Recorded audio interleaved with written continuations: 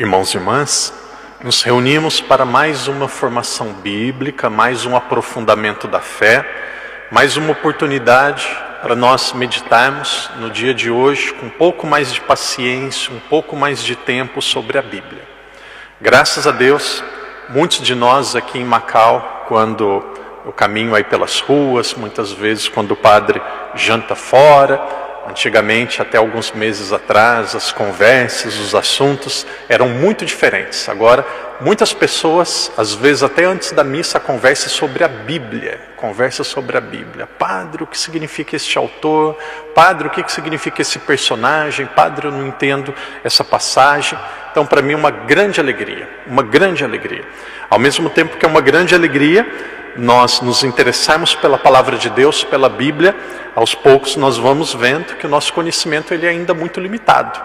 Há pouco tempo atrás, uma pessoa muito próxima mesmo, meio com vergonha, disse assim: olha, acho que a minha Bíblia tem alguma coisa errada, porque nós terminamos agora o Pentateuco, e o Pentateuco terminou com Deuteronômio, e aí o padre falou que agora nós vamos ler Hebreus.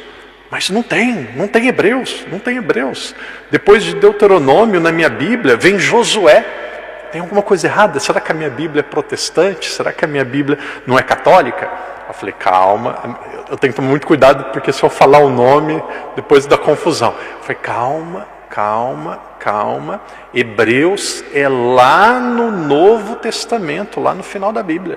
Não é depois do Deuteronômio, não é depois do Deuteronômio do Pentateuco. E aí eu explicava que a maneira cristã, a maneira católica de nós lermos a Sagrada Escritura, principalmente o Pentateuco, a maneira católica de ler o Pentateuco é através da carta aos Hebreus, porque no Pentateuco diz que era preciso sacrifícios para agradar a Deus, e aí tem um sacrifício perfeito e eterno, o sacrifício de Jesus. Era preciso um sacerdote para realizar o sacrifício. E aí, esse sacerdote é o próprio Jesus. Quando acontece o sacrifício, acontece uma aliança entre Deus e a humanidade. E a aliança perfeita é a aliança com Jesus. Então, tudo aquilo que é anunciado no Pentateuco se torna perfeito, atualizado na carta aos Hebreus. E lá no Pentateuco tem um personagem, uma pessoa que é a principal, é aquela que é a central, que ajuda o povo a sair da escravidão do Egito e praticamente entra na terra prometida. Essa pessoa é Moisés. E aí o Evangelho de Mateus mostra que Jesus é o novo Moisés. Moisés precisou de 5 livros no Pentateuco. Evangelho de São Mateus, Jesus precisa apenas de 5 pregações. Lá no Pentateuco, no livro de Êxodo, capítulo 20, capítulo 19 e 20, mostra que em um determinado momento Deus diz assim para Moisés: Moisés, sobe o monte, e você sobe sozinho. Lá do alto do monte você receberá a lei. Moisés subiu o monte, recebeu as tábuas da lei, desceu e lá embaixo ele conversa, apresenta as tábuas da lei para as pessoas. E aí chega no Evangelho de São Mateus algo um pouco parecido, só um pouco porque é muito superior. Jesus também sobe o monte como Moisés e ele pede para os apóstolos também subir o monte. Quem pode pedir para alguém subir o monte é só Deus. Ele pede para os apóstolos subirem o monte. Quando Jesus sobe, Jesus senta no monte. E depois que ele senta, ele começa a ensinar. Quem ensina, e principalmente sentado no monte, é só Deus. Então, o Evangelho de São Mateus vai mostrar Jesus como um novo Moisés, como alguém muito superior a Moisés. Então veja, quando nós pegamos um texto ali do Novo Testamento, carta aos Hebreus, outro Evangelho, Evangelho de São Mateus, nós temos uma interpretação cristã do Antigo Testamento. Então, a palavra de Deus é muito interessante. A Bíblia é uma fonte que sacia e dá sede. Quanto mais a gente mergulha, quanto mais a gente bebe, mais a gente quer mergulhar, mais a gente quer se aprofundar. Então, no dia de hoje, nós vamos nos aprofundar sobre uma parte da história que nós não temos tanto conhecimento. Aquilo que aconteceu principalmente depois do Egito. Depois que o povo libertou-se da escravidão do Egito. Mas antes de entrar nos textos de hoje, que começa ali praticamente com Josué, depois Juízes, depois Ruth e Samuel, vamos fazer um breve resumo sobre o Pentateuco. Então, às vezes as pessoas também dizem assim: Padre, pessoas da nossa comunidade, Padre, eu leio, mas eu não consigo guardar tudo. Padre, eu leio e depois eu esqueço. Aí eu falei assim, isso daqui para mim é um conforto para mim. Para mim eu fico até confortado, porque eu pensei que era só eu que lia e depois esquecia. Então, claro que vai esquecer. Claro que vai esquecer. Se eu perguntar para você, quando é seu aniversário? Qual que é o seu nome? Ah, padre, isso é fácil. Por que é fácil? Porque já repetiu muitas vezes. Então, repetitie mater studiorum est. A repetição é mãe dos estudantes. Quanto mais repetir, mais vai entender. A missão nossa, principalmente daqueles que estão lendo a Bíblia, daqueles que vão começar a ler, a missão nossa é ter uma linha geral na nossa cabeça. É ter uma linha geral, é ter aquilo que é o conteúdo geral, uma linha do tempo e a história da salvação de uma forma como se fosse assim um voo, um sobrevoo. Temos as linhas gerais e os pontos principais muito claros na nossa cabeça. Então isso tem que ter. Quem fala assim, Davi veio antes de Moisés, aí já não funciona nada, aí já não dá nada. Então, não precisa se guardar melhor, mas nós precisamos ter uma linha mestra, precisamos entender como que a história vai acontecendo. E aí depois, quanto mais detalhes, se alguém perguntasse para mim 6 meses atrás, 3 meses atrás, padre, fala 2 minutos sobre Samuel. Com todo respeito, eu não sabia falar. Não conseguia falar 2 minutos, porque era informação muito pobre. Agora eu li, grifei, acho que eu já dou conta de falar um pouco. Então, novamente, tem que repetir. Então vamos fazer um breve resumo sobre o Pentateuco. E daqui a pouco nós vamos entrar no conteúdo propriamente dito, que é do mês de março e o mês de abril. Principalmente Josué, Juízes, Ruth e depois Samuel. Vocês conhecem alguém com o nome de Ruth? Conhece? Macau tem ou não? Tem, né? Uma das histórias mais lindas da Bíblia. Ruth tem 4 capítulos. Em 25 minutos lê. História lindíssima. Filha de Ana. Uma história lindíssima. Daqui a pouco a gente vai falar sobre Ruth. Então, Antigo Testamento, nós precisamos saber isso. Tudo começa com a história da criação.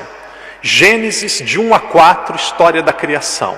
Aí entra Adão, entra Eva, entra Caim, entra Abel, entra Matusalém, entra a Torre de Babel, entra tudo isso. Gênesis de 1 a 11, história da criação. Muitos chamam de pré-história ou do começo da história. Aqui não tinham grandes mandamentos, não tinha muita organização. Aqui Deus estava criando e organizando a humanidade. Arca de Noé, tudo isso. Gênesis de 1 a 11. Depois nós temos os 3 grandes patriarcas. E aí nós encerramos o livro de Gênesis. 3 grandes patriarcas. Primeiro, Abraão. Segundo, Isaac. Terceiro, Jacó. Isso tem que saber. Isso tem que saber. Padre, eu vou esquecer. Tem uma dica. Pega uma caneta, escreve na mão e vê. No outro dia, toma um bom banho, apaga a noite. No outro dia, escreve de novo e lê. Depois de 3 dias, não vai esquecer nunca mais. Então, padre, vai dar uma doença, alguma coisa em mim. Então, se ficar com medo, não faz. Escreve num papel e fica lendo. Novamente, vai repetindo. Então é isso. Gênesis é isso. Tem de 1 a 11 a criação, depois os 3 patriarcas. Abraão, Isaac e Jacó. Jacó, Deus mudou o nome dele. E aí se tornou um país, hoje o nome dele. O nome de Jacó se tornou Israel. Por quê, padre? Não precisa saber muitos detalhes, porque ele seria um pai de uma nação. Então Deus falou, Jacó, agora você é Israel. E aí Israel, ou Jacó, ele teve quantos filhos? 12 tribos de Israel. 12. Tem um que é Levi, tem um que é Dan, tem um que é Benjamim, tem um que é Judá, e aí vai vindo 12. De repente esses 12 que vão se formando famílias, que vão se formando grupos, aos poucos vão se formando como se fossem cidades, o melhor nome é tribos. Eles saem da terra, eles saem lá de onde eles estavam, onde é a terra prometida, onde é Israel. Eles saem de lá e vão buscar comida onde um dos seus filhos, um dos seus irmãos estava, que era José. Eles vão para o Egito. E aí, depois José morreu, e eles continuaram no Egito. Aí eles se tornaram, nós sabemos, escravos. E eles ficaram escravos no Egito aproximadamente 300 anos. E aí tem o libertador é Moisés. Mas Moisés, ele não entra na Terra Prometida. E a Bíblia não entra em muitos detalhes por causa disso, por que ele não entra. Mas ele não entra na Terra Prometida por um ato de infidelidade. Em um determinado momento, era para ele bater um cajado e pegar uma água, ele achou que aquilo era obra dele, não era obra de Deus. Então a Bíblia não tem muitos detalhes, mas Moisés traiu a confiança de Deus. E aí depois de Moisés, quem entrou na Terra Prometida foi Josué. Até aqui vai bem. Até aqui vai bem. Metade dos católicos sabem. Até aqui vai bem. Está muito claro. Por quê? Porque repetiu muito. O problema é daqui para frente. E é aqui que a gente vai concentrar hoje. O problema é daqui para frente. A história da criação, de Gênesis 1 até Gênesis. Se pegar o número 1 com 1, dá o número 11, isso. De Gênesis 1 até Gênesis 11, a história da criação. E aí depois tem Abraão, Isaac, Jacó, os 12 filhos de Jacó. E depois ali da tribo de Levi tem o libertador do Egito, que é Moisés. O sucessor de Moisés é Josué. Então o povo estava na Terra Santa, ali até com os 12 irmãos, foram para o Egito, ficaram escravos no Egito. Aí eles voltam para a Terra Santa, para a Terra Prometida, onde hoje é Israel. E aí eles voltam para essa Terra Prometida através do trabalho, principalmente de Moisés e depois de Josué. Agora surge um problema. Moisés, ele preparou Josué. Vocês percebem aqui desde o começo que sempre tem um líder, uma cabeça, um chefe muito claro. Tem Abraão, tem Isaac, tem Jacó, tem Moisés, tem Josué. E a pergunta é, e depois de Josué, quem que tem? Quem que ficou depois de Josué? Quem que é o líder depois de Josué? Ninguém. Não. Um dia a gente vai perguntar para ele, um dia a gente pergunta para Josué, se ele que não preparou ou não tinha ninguém ali com características para isso. Mas o problema é, depois de Josué, não tem uma liderança. E o povo está na Terra Santa, o povo está na Terra Prometida. E eles não conseguiram tomar totalmente a terra.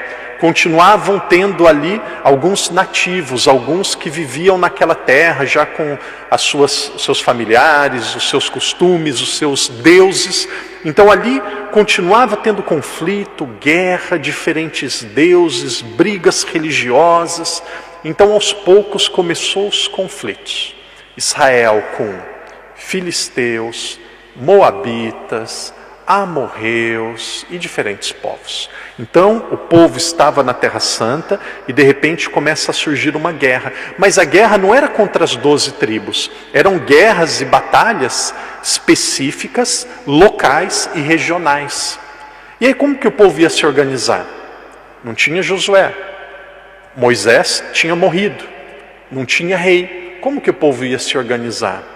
As tribos começaram a ter uma liderança para defender o povo. E essa liderança não é Jesus, mas começa com J. Essa liderança são os juízes. E aí quem está com cabeça no direito, nos juízes de tempos modernos, pode mudar, senão não vai entender. Não era juiz que sentava em uma banca e julgava na presença dos advogados. Não era. Juiz era uma liderança que organizava as pessoas para defender a terra. Juiz era uma pessoa que era uma liderança, que ajudava a organizar algumas leis internas. Então eles tinham juízes. Padre, por que eles tinham juízes? Normalmente nesse tempo acontecia um ciclo com 5 coisas. E acontece nos dias de hoje. Primeiro, o povo pecava, desagradava a Deus. Deus dizia, vai pela direita, o povo ia pela esquerda ou para trás, ou para o meio, ou para cima, ou para baixo, mas não vai pela direita. E aí não ia pela direita, ia para a esquerda, para todos os lados, não ia. Então o povo pecava. Depois do pecado vinha o sofrimento, a opressão. Pecado, opressão, depois vem o arrependimento, o clamor. Deus me ajuda, Deus me salva, Deus me perdoa. E aí como que Deus perdoava? Deus dava a solução, o libertador, e ele enviava começa com J, um juiz. Então é aqui que surge o juiz. O povo está na Terra Santa, não tem um líder específico, e aí de repente surge um juiz. Existem vários, mas pelo menos 12. Alguns, 6, nós temos mais informações, chamamos de maiores. Outros 6, nós temos poucas informações. Tolá, Jair, e tem alguns que nós temos poucas informações, nós chamamos de menores. Então tem 6 juízes que nós temos mais informações. Primeiro, Otoniel, depois Aode, depois nós temos Débora ou Baraque, depois tem Gideão, depois tem Jefté, depois tem aquele com cabelo grande que tinha força no cabelo que começa com S, Sansão. Então são os 6.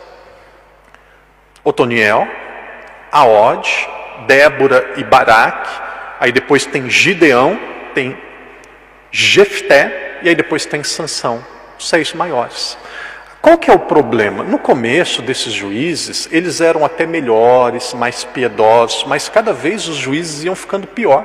Ali Jefté, que é o penúltimo, Jefté ele tinha sido filho, claro que é de um pai e de uma mãe, o pai era uma pessoa do meio do povo, e a mãe dele era uma prostituta que vivia nas terras de Israel.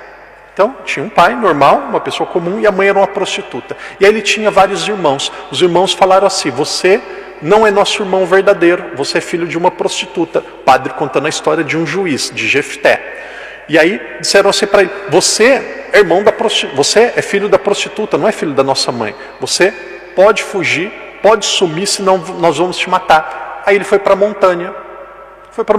E ele virou um andarilho. Comia coisas da terra, fazia as pequenas guerras, tinha um bando ali de pessoas que não tinham nada, que ficavam vagando, vagabundos, não tinha nada a fazer da vida. E aí, em um determinado momento, Israel ele começou a ser perseguido. Algumas tribos começaram a ser afrontadas. Aí eles falaram: precisamos de um líder, precisamos de um guerreiro, precisamos de um chefe. Sabe quem se tornou chefe? Jefté. Foram buscar lá Jefté. E aí ele falou assim: quem que é Javé? Aí ele falou assim para Javé: se eu ganhar a guerra, esse Javé aí é bom, ó quem é o juiz, hein? Se eu ganhar a guerra, esse é Jefté, se eu ganhar a guerra, depois que acabar a guerra, primeira pessoa que sair da minha casa eu vou oferecer a Deus com um holocausto e um sacrifício. Vou matar e vou dar para Deus de presente a primeira pessoa se eu ganhar a guerra. E ele ganha a guerra. E aí depois abre a porta da casa dele, sai a primeira pessoa. Quem foi a primeira pessoa que saiu? Filha, virgem, não era casada. Aí a filha falou: pai, deixa eu pedir um favor, dá 4 meses para mim, para eu ir para a montanha. Não era para bagunçar não, nem atrás de homem. Eu quero ir chorar, quero 4 meses para chorar. Então vai e volta. E quando voltou, matou a filha. Esse era Jefté, o líder do povo. Então, muito estranho. Então vocês estão percebendo que quando o povo chega, essa linha tem que ter na cabeça. Essas ideias tem que ter. É bom que está sendo gravado, que a gente vai repetindo. Tem algumas pessoas que já ouviram isso outras vezes, vão tendo paciência, mas tudo isso nós não somos tão familiarizados com o Antigo Testamento, então isso daqui tem que repetir. Então quando o povo chegou na Terra Santa e Josué morreu, eles ficaram perdidos. Mas continuou tendo conflitos, batalhas, problemas. Aí entre eles iam se organizando. Tinha o pecado, tinha a opressão, tinha o clamor. Aí vem o líder. E depois do líder, o povo vence. Aí vem um período de paz. E aí depois da paz, depois de um tempo, o que começa de novo? Pecado. Depois, opressão. Depois, clamor. Depois, libertador, o juiz. E depois a paz. E depois? Então, sempre assim. Padre, então era um círculo? Não, não era um círculo. Porque cada vez ia ficando pior. A espiral cada vez ia ficando pior. Então aqui nós estamos passando pelo livro dos juízes. O primeiro livro é Josué, nós conhecemos Josué. Josué entrou na Terra Santa, dividiu a Terra Santa, deixou alguma herança, organizou como que o povo ia ser. Então esse é o livro de Josué. Ele chega, ele conquista o que estava faltando para conquistar, ele organiza o povo e aí depois ele morre. E aí depois vem os juízes. Então era assim os juízes. Chegou um tempo, a corrupção, O mau caratismo, os erros eram tão sérios, tão graves, que tem criança aqui ou não? Se tiver criança, tira, que agora a coisa vai ficar feia. E aí, padre, por que você está falando isso? Eu vou falar Bíblia, então se segura na cadeira. Tem gente aí que tem problema de labirintite, que pode bater a cabeça, não, né? Então se segura aí que a coisa vai ficar feia, Porque eu falo isso porque aí o povo fica curioso, todo mundo acorda. Agora eu quero saber o que o padre vai falar. Então isso é uma estratégia que é verdade também, mas é uma estratégia. Então se segura aí que o negócio vai ficar feio. Tem alguém menor de 18 anos aí? Não, né? Tem só um ali, né? Então, não tem. Então, chegou uma anarquia. A anarquia, ela foi religiosa, moral, essa é a pior. É aí que a coisa vai assustar. Religiosa, moral e civil. Civil. O que é civil, padre? Civil é guerra civil. Guerra civil. Daqui a pouco a gente vai chegar aí. Então, os juízes cada vez piores. E esse ciclo, não tem como ficar um ciclo, vai ficando pior. Chegou um momento, tribo de Dan, não é de Daniel, é de Dan, tribo de Dan, uma das últimas tribos que conseguiu terra, a tribo de Dan, de repente, na tribo de Dan, ali acontece algo que de certa forma foi... Quando vocês ouvirem, vocês vão achar até um pouco estranho, mas todo momento que Deus age realizando milagres nas pessoas que talvez menos merecem. Deus, ele sabe trabalhar com instrumentos imperfeitos. Então, naquele momento lá na tribo de Dan, de repente, um filho, ele sabia que a mãe tinha dinheiro, algumas moedas, alguns ciclos de prata, e roubou o dinheiro da mãe e pegou para ele. Roubou o dinheiro da mãe. E aí depois de um tempo, e não diz o nome dele, depois de um tempo ele devolveu o dinheiro da mãe. E a mãe falou assim para ele: filho, vamos pegar esse dinheiro e vamos fazer um templo, um local para Javé. E lá colocaram, a Bíblia não entra em detalhes, mas é muito provável, se eu tiver errado um dia eu vou me corrigir, mas é muito provável que lá eles colocaram deuses pagãos. Então, o dinheiro que o filho roubou da mãe, a mãe devolveu para o filho, eles constroem um templo ali regional. Agora, para ter um templo, precisa ter começa com S, para ter um templo, para o templo funcionar, para ter os sacrifícios, precisava também ter alguém que realizava os sacrifícios, precisava ter um sacerdote. Quem que é o sacerdote? Tinha um homem da tribo de Levi, que ficava andando, vagueando. A Bíblia de Jerusalém usa o termo, eu não gosto desse termo, mas a Bíblia usa o termo vagabundo. Vagabundo é alguém que vaga, não tem trabalho direito, não tem casa, é alguém que fica andando pelo mundo. E aí ele tinha alguns trabalhos, algumas coisas, e aí de repente lá na tribo de Dan encontraram esse levita caminhando e falaram assim: você não quer ser sacerdote para nós, lá no novo santuário? Primeira pergunta dele: quanto vocês pagam? Aí começaram a negociar. Ele falou: paga mais do que eu ganho aqui, eu aceito. Então ele vai lá, um mercenário. O templo é construído fruto de roubo e tendo como líder um mercenário que estava trabalhando por dinheiro. Não está muito legal. E aí nós vamos um pouco adiante. Existia uma das tribos, que era a tribo de Levi, que em outro lugar de Israel, ali perto de Benjamim, ali na região de Silo, que é Efraim, um pouco para cima, perto de Judá, meio no centro de Israel para o sul.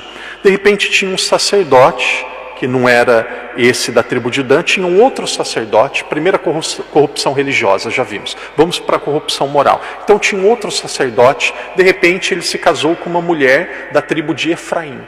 E ele falou assim para ela, aqui que é para se segurar, que o negócio vai ficar feio. Ele disse assim para ela: eu quero conhecer o seu pai, quero visitar a sua família. Ela falou: claro, vamos visitar minha família.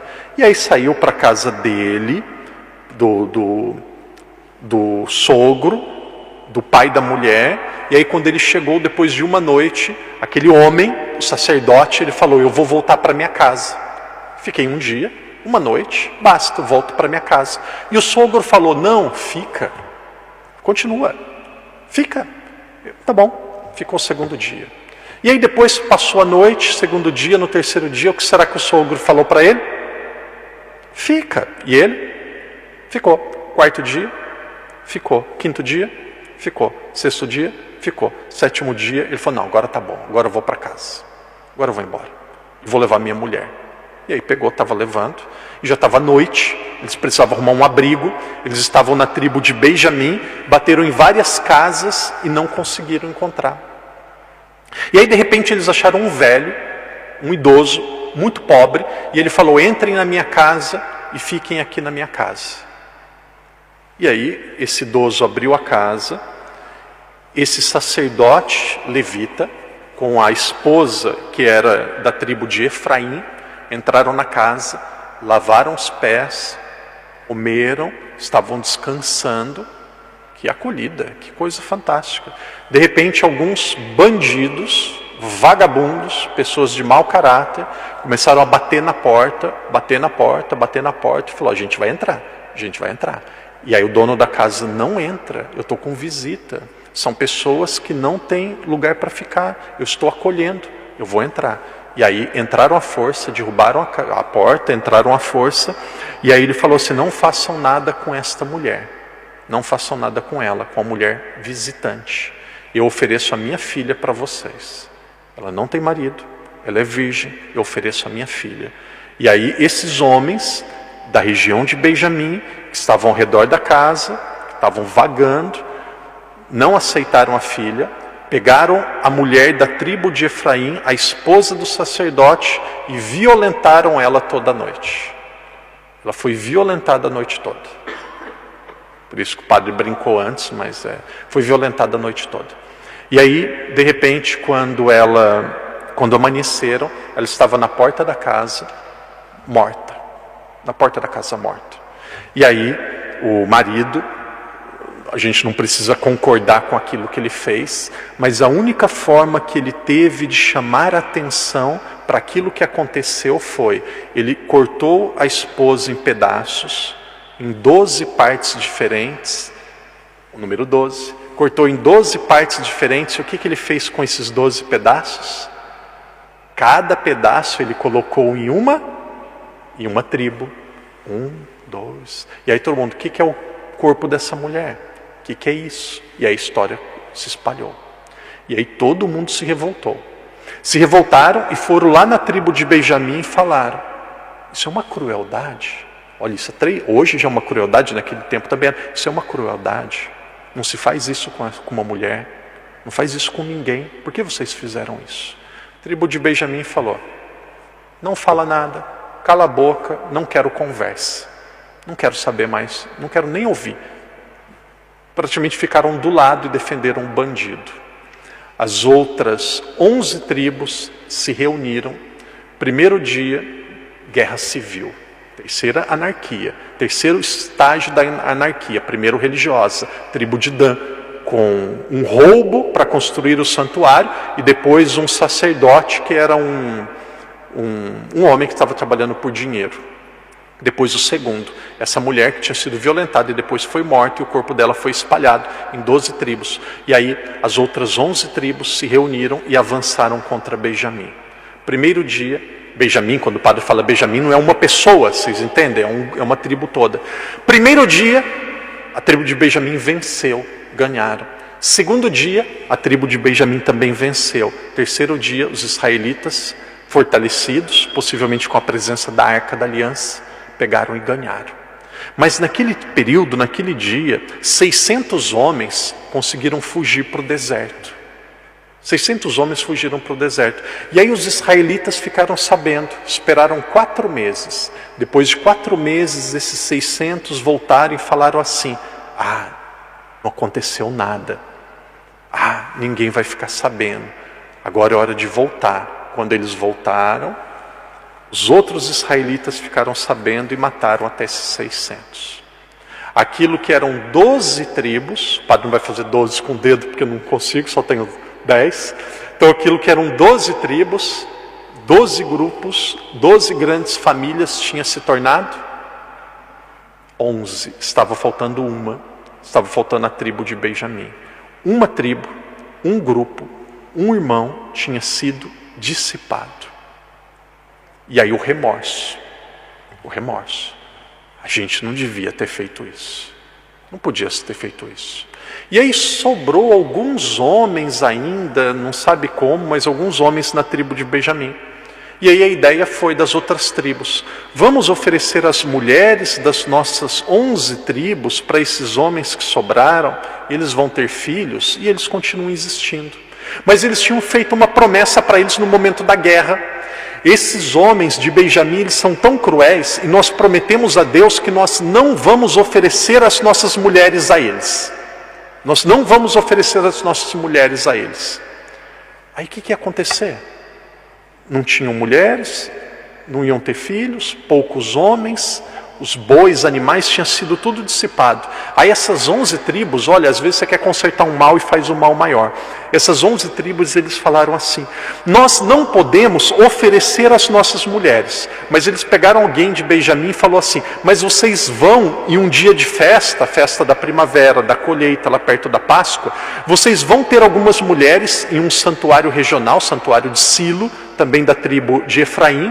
Vocês vão lá no dia de festa, lá da festa da colheita. Normalmente em festa tem dança. Quem dança mais é homem ou mulher? Mulher. Então disse assim: lá no período da festa, na tribo de Efraim, tem mulheres de todo Israel, porque é festa da colheita, agora é primavera. Vocês vão lá e vão raptar essas mulheres dançarinas, trazem para vocês, e aí vocês vão ter filhos e vão continuar a tribo, vão continuar a vida de vocês. É assustador ou não? Tudo isso é tranquilo ou é assustador? Quem conseguiu acompanhar o padre? Eu não tenho como usar palavras mais claras. É assustador, não é? Santuário com dinheiro roubado, com um sacerdote que é mercenário, trabalhando por dinheiro, depois uma mulher violentada o dia todo, e aí depois, como revanche, como vingança, destrói toda uma tribo, todo um povo, e aí depois, como forma de tentar corrigir, manda raptar as outras mulheres. E aí é assim que termina o livro de Juízes. O livro de Juízes é um dos mais pesados da Bíblia. E aí o que o povo diz, o que o autor sagrado diz, principalmente nos últimos capítulos, 17, 18, depois 20, 21, naquele tempo não tinha ordem, porque o povo não tinha um rei. Então tudo isso está montando o palco, tudo isso está montando o ambiente, tudo isso está organizando a estrutura para quê? Para o povo pedir, o povo querer o quê? Um rei. Percebe? Um pagão que lê a Bíblia, uma pessoa que não tem fé, eu ouvi isso na universidade, uma pessoa que é pagã, que não tem fé, eles dizem: esse texto de Josué, ele foi escrito muito tempo depois, por defensores do rei, para mostrar por que era necessário um rei. Então foi uma história escrita muito tempo depois, para justificar a necessidade do rei. Mas a gente sabe que é palavra de Deus, e um dia a gente vai saber todos os detalhes. Mas era uma época muito difícil. Uma época muito difícil. Agora, no meio de tudo isso, vamos conhecer uma história bonita. Vamos conhecer uma história que vai tocar o coração, a história de Ruth. Primeiro o padre vai dizer um monte de nome estranho. Vocês guardam aí, se alguém tiver neto aí e gostar de algum, vocês têm como sugestão. Primeiro o padre diz alguns nomes estranhos, e depois eu traduzo em palavras mais fáceis. Então, naquela época, ali em Belém de Judá, interessante, Belém, onde Jesus nasceu, em Belém, havia um homem chamado Elimeleque. Elimeleque, vem de Eli, Elimeleque. Elimeleque era casada com uma mulher chamada Naomi. Elimeleque e Naomi, eles tiveram 2 filhos. E esses 2 filhos se casaram com 2 mulheres. Uma o nome era Orfa e outro o nome era Ruth. Chegou um determinado momento, Elimeleque faleceu. Os 2 filhos de Elimeleque faleceram. Então você tem um homem que falece, que era o pai, você tem os 2 filhos que falecem. Aquilo que eram 6 pessoas ficaram 3. Ficou a mãe, a viúva, e ficou as 2 noras, que também eram viúvas. E aí Naomi, ela falou para as 2, órfã, ou o texto, órfã não significa que não perdeu a mãe quando era nova, não era isso, mas o nome dela era órfã. Falou, órfã e Ruth, vocês são estrangeiras, vocês são de uma região que está ali no leste da Terra Santa, próximo do Mar Morto, que se chama região de Moabe, os moabitas, vocês são estrangeiras. Eu não vou ter mais filho, Naomi falou, eu não vou ter mais filho, já estou idosa, 70 anos, quem tem 70 anos aí consegue ter filho ou não? Acho que não, né? Então ela, não posso ter filho, eu estou idosa, estou velha. Volta para a tribo de vocês, volta para a terra de vocês, volta para o povo de vocês e segue a vida de vocês. Eu vou cuidar de mim, eu vou seguir a minha vida e vocês voltam para a terra de vocês e cuidam da vida de vocês. Órfã ou órfã, ela disse assim, obrigado, agradeço, eu vou. E ela pegou e voltou. Voltou para Moabe, região de Moabe. Agora faltou uma. Quem que faltou? Ruth. E aí, olha o texto de Ruth. Naomi falou, vai para sua terra, para o seu povo, você é estrangeira, seu marido morreu, eu não tenho marido, a gente vai passar fome. Volta para sua terra. Resposta de Ruth. Ruth, capítulo 1, versículo 15 seguintes. Disse-lhe então Naomi, antes da resposta de Ruth, Naomi. Disse então Naomi, olha, tua cunhada, que é órfã, voltou para junto do seu povo e para seu Deus. Volta também com ela. Respondeu Ruth. Isso daqui é uma das passagens mais lindas da Bíblia. Respondeu Ruth. Não insistas comigo para que eu te deixe, pois para onde fores, eu irei também. Onde for tua morada, será também minha. Teu povo será o meu povo. Onde morreres, quero morrer e ser sepultada. Que Javé me mande este castigo e acrescente mais este, se outra coisa, a não ser a morte, me separar de ti. Naomi, vendo que Ruth estava firmemente decidida a acompanhá-la, não insistiu mais com ela. Bonito ou não? Bonito, né? Bonito, né? Mulher forte, valente. Ó. Para de insistir, eu vou ficar com você. Nós vamos ficar juntas. Agora, sem poesia, concretamente, sem poesia, com os pés no chão e pensando de uma forma óbvia. Não tinham marido, não tinham filhos. O que elas começaram a passar em um momento de tempo ali muito rápido? Fome. Começaram a ter fome. Aí Naomi falou para ela, Ruth, vai procurar comida. E aí Ruth saiu, foi procurar comida e entrou em um campo onde as pessoas estavam espigando, colhendo os frutos da espiga, não sei se era milho, que frutos que era, estava espigando e de repente caía parte da espiga, parte daquilo que sobrava, daquilo que não era coletado, caía no chão e Ruth começava a pegar aquilo que estava no chão para guardar e levar para ela e para Naomi. De repente alguém viu e chamaram o dono, o chefe da plantação, o nome dele era Boaz, tem tradução que fala Boaz ou Boaz. E aí Boaz falou assim, o que você está fazendo? Ela contou a história. E aí Boaz perguntou assim, você é Ruth? Conheço a sua história. E aí ela contou a história e ele falou, você é uma grande mulher. Você é uma grande mulher. Você é uma pessoa admirável. Beba, coma, pegue o que você desejar e leve para Naomi. E aí foi isso que ela fez. Quando ela voltou com muita coisa, voltou com comida, voltou com várias coisas. Agradeceram a Deus. Aqui nós estamos terminando o capítulo 2. São 4 capítulos. Tem que ler o livro de Ruth, não dá para não ler, é muito bonito, tem que ler. Nós vamos meditar o livro de Ruth aqui quando essa formação está acontecendo. Hoje é sábado, o livro de Ruth é amanhã, domingo. Então, quem ouvir aí a explicação do padre, aqui nós vamos falar em vários minutos, a explicação mais ou menos 15, 20 minutos, então é mais rápido. Então, um livro muito bonito. E aí, de repente, Naomi pergunta para ela, mas quem é esse homem? Quem é esse homem? Qual o nome dele? Ela fala, é Boaz. E aí Naomi fala, ele é parente do meu marido que morreu.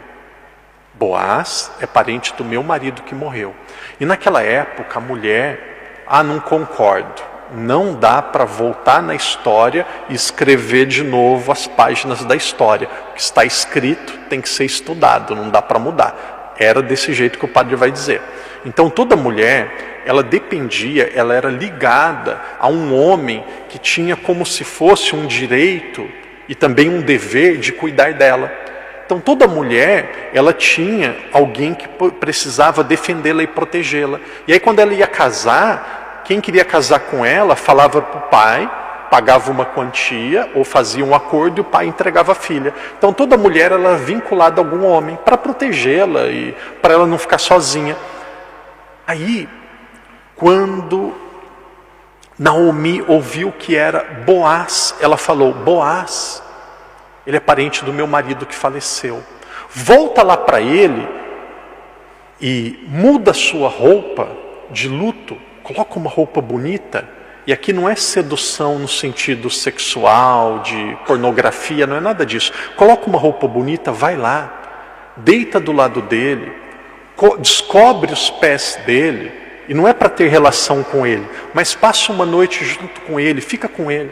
E aí no outro dia você diz assim, olha, eu gostaria muito que você adquirisse o direito de me proteger e cuidar de mim. Aí Boaz, entrando em consciência, ele diz assim, existe uma pessoa que é mais próxima, aquele homem que faleceu, a Naomi e também aquela mulher Ruth, do que eu. Vamos perguntar para ele primeiro se ele quer se casar com você, se ele quer assumir você. Aí perguntaram para aquele homem, falou, você tem que dar terra para ela, tem que cuidar, tudo. Ele falou, não quero. Aí o que aconteceu com Boaz? Ele pega e se casa com Ruth. Então nós temos aqui o casamento Boaz e Ruth. E aí naturalmente ela casou com um homem que tinha plantação, que tinha toda aquela condição financeira, e aí Ruth teve uma vida mais tranquila, também com Naomi. E aí desse relacionamento entre Boaz e Naomi, quem nasceu? Nasceu uma pessoa chamada Obed. E depois de Obed, com a sua mulher, nasceu quem? Nasceu Jessé. E de Jessé com a sua mulher nasceu quem? Davi. Então, Ruth foi bisavó de Davi. Boaz foi bisavô de Davi. Quem foi o pai de Davi? Jessé. Quem foi o pai de Davi? Jessé. O avô de Davi? Obed. O bisavô de Davi? Boaz. A bisavó de Davi? Ruth. 4 capítulos. É para a gente ter uma respiração, para a gente ficar mais tranquilo depois daquilo que tudo viu, depois daquilo que a gente viu de tão triste, tão pesado no livro dos Juízes. Mas ainda, isso daqui é um recorte que aconteceu no meio das histórias dos juízes lá, que tem um livro da Bíblia para falar sobre isso. Mas aqui é uma pergunta. O povo ainda continuava clamando e pedindo um rei. O povo queria um rei. E aí como que vai se organizar para o povo ter um rei? De repente, havia um homem chamado Eucana. Eucana, ele tinha 2 mulheres, e uma delas se chamava Ana. E aí a Ana, ela não podia ter filhos. E tinha outra mulher que podia, o nome dela era Fenena. São muitos nomes, mas não guardo os nomes, mas guardo o geral da história. Então, esse Eucana, ele tinha Fenena, tinha filhos com Fenena, e ele tinha uma mulher que ele não tinha filhos, que era Ana. E aí Ana, ela não podia ter filhos, e ela era humilhada por aquela outra mulher e ficava triste. Um dia, Ana, ela foi para a montanha, ela foi para um lugar sozinha, para quê? Para chorar. Chorar tristeza. Não posso ter filhos. Eu sou humilhada, eu sou discriminada. Aqui não tem mais nada a ver com Ruth. Encerrou Ruth, agora tem outra história totalmente diferente. Em outro lugar, tinha esse Eucana com Fenena, e aí tinha Ana, que era outra mulher. Ana não podia ter filhos. Aí um dia Ana, na montanha, chorando, triste, chorando. De repente vem um grande profeta da época chamado Eli, um grande profeta. E aí Eli olha para ela e fala: mulher, você está bêbada, embriagada? Por que você bebeu nessa hora do dia? Ela falou: não estou bêbada não, eu estou triste, eu estou chorando, eu estou amarga, eu estou sofrendo muito. Por que você está sofrendo? Estou sofrendo porque eu sou humilhada pela outra mulher do meu marido, porque eu sou triste que eu não posso ter descendentes, eu não tenho filho. Ela diz: volta que você vai receber um filho, que vai ser uma bênção de Deus. E aí Ana tem um filho, que é Samuel. E aí ele diz assim para ela: mas você tem uma condição, você vai oferecer o seu filho para Deus. E Samuel, ele vai viver somente para Deus. E como um sinal que ele pertence a Deus, ele não vai conhecer a navalha no seu cabelo. Um pouco daquilo que apareceu com Sansão. Então Samuel, desde o começo, desde muito pequeno, Samuel ele foi levado ao templo e foi entregue para Eli. Então Samuel ele cresceu no templo, cresceu com Eli, cresceu na casa de Deus, e aí Samuel ele ia crescendo. E agora vamos ver alguns detalhes, já quase caminhando para o final. Mas se a gente for estudar outro dia, tem que começar do zero de novo, não tem como. Então concentra, presta atenção, porque a história é interessante conhecer. É interessante, isso daqui ajuda no nosso conhecimento bíblico. Aqui, qual que era a sucessão natural do profeta Eli? Quem que ia ficar? O profeta Eli era um bom profeta. Samuel, ele era juiz e era profeta ao mesmo tempo. Quem que deveria normalmente ser o sucessor de Eli? Os filhos. Os filhos. Mas os filhos dele, os filhos de Eli, eles viviam próximos da tenda e da arca da aliança. Ô padre, coisa boa. Eles viviam para abusar das mulheres que iam lá fazer as suas orações. Então os filhos de Eli, péssimo. E aí os filhos de Samuel, queria dinheiro, queria poder, não respeitava a lei de Deus. Não respeitava a lei de Deus. Então Deus ele precisava tirar uma outra pessoa de um outro lugar que não estivesse ligado a essas pessoas. E aí vem o primeiro rei. O primeiro rei é Saul. Saul. E aí depois de Saul vem Davi, depois Salomão, e a história continua. Então nós vamos fazer a linha do tempo de novo e nós vamos terminar e depois nós vamos recordando, refletindo. O padre concentrou mais nos juízes para quê? Para a gente ver como que foi se formando a mentalidade da necessidade de um rei. A pré-história ou a história da criação de Gênesis 1 até Gênesis 11, isso. Então lá em Gênesis 12 aparece quem? Gênesis 12, primeiro patriarca. Gênesis 12 é a história de quem? A história de Abraão. Isso. Abraão, Isaac, Jacó, 12. Aí depois desses 12 tem o libertador do Egito, que é Moisés. Depois de Moisés vem Josué. E ali com Josué, depois da morte dele, não tinha um líder. Então quem que vem? Vem os juízes. Aí nós temos Otoniel, Aode, Débora ou Baraque, Gideão, Jefté e Sansão. E aí de repente, nesse período a gente tem um respiro, que é uma história linda. Uma mulher que foi fantástica. Nós temos a história de Ruth. Mas a história de Ruth não resolve o problema, o povo ainda quer ter um rei. E aí Deus Deus ele vai preparando até vir a vinda do rei. Padre, qual que é a importância de Samuel? O que tem a ver Samuel com o rei? O que tem a ver Samuel com o rei? Samuel foi aquele que ungiu Saul.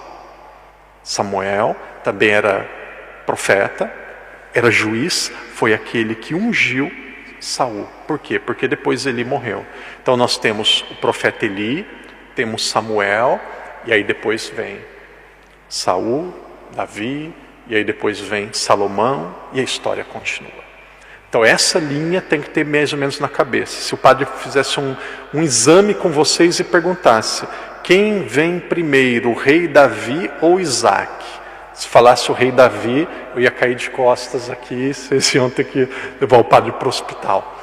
Agora se eu falar, fala 30 minutos sobre o rei Davi, não precisa saber, não precisa saber. Então, mas essa linha, essa história, isso precisa ter na cabeça. E aí uma notícia boa. Não é boa para quem está estudando e lendo a Bíblia. 99% dos católicos não sabe. Um padre amigo meu que dá aula numa universidade em algum lugar do mundo, aí dá aula de Bíblia para jovens que vão ser padres, e ele fala assim: escreve 3 linhas sobre Davi. Quem vem primeiro, Davi ou Saul? Então, infelizmente a maioria dos católicos totalmente perdido. E aqui, começando pelos padres, por todos nós, a gente tem que fazer um meia-culpa, porque a gente não se importou muito com a Bíblia. Ah, reza o terço, tá bom. Sabe por quê? Não sei se foi consciente ou inconsciente, porque aqui a Bíblia é linda, é fantástica, mas uma pessoa que pega para ler a Bíblia sozinha, sem um acompanhamento, a chance dela ficar maluca, doida, é muito grande. Por quê? Porque ela quer entender com a cabeça de hoje aquilo que foi há 4.000 anos atrás. É igual a criança, que um bebê de 2 anos quer sair engatinhando na rua. O que acontece? Lá no meio da avenida da Praia Grande, um bebê de 2 anos engatinhando lá, saindo do centro católico e indo para o China Plaza. O que vai acontecer com o bebê engatinhando no meio do povo, se ninguém segura esse bebê? Vai morrer, vai ser atropelado, não tem como. Então, tem que ter um pouco de ajuda. Então, é isso que a gente está tentando fazer.